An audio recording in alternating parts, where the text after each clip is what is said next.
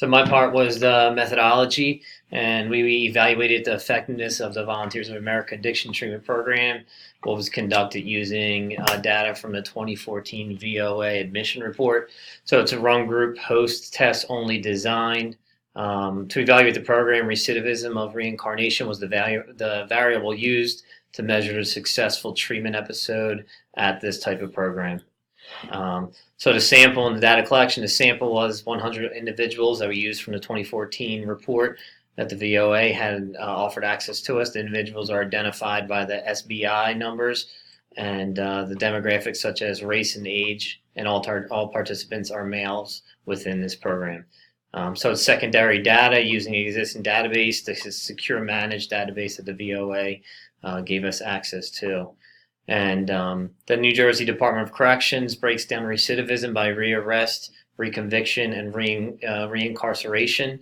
If the participant was in the DOC system again as a result of using the SBI number in the search on the DOC website, it was considered that that individual would have to reoffend it, and it does qualify for the marker for recidivism. So some of the data results that we had. The races were broke up. 59% of the sample size were Caucasian, 29% were African American, 17% were Latino, and 1% were other/unknown.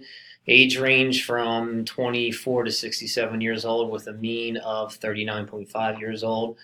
The frequency of all the data confirms the hypothesis that those who attend the VOA substance treatment program show lower rates of recidivism, with 87% of the participants remaining out of the Department of Corrections. So when we did that search, that 87 out of the 100 individuals did not show up for being in the DOC system due to rearrest. So the data results confirm our hypothesis that those who attended the VOA substance treatment program show low rates of recidivism, with 87% of the participants remaining out of the Department of Corrections.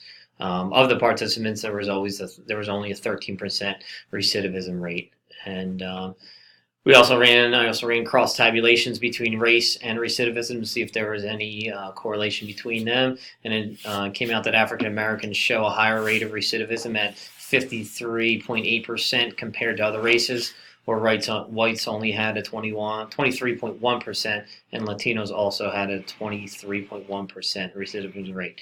This was interesting because African Americans only made up 27% of the total population of this study, but again makes up 53.8% of those in the rearrest category.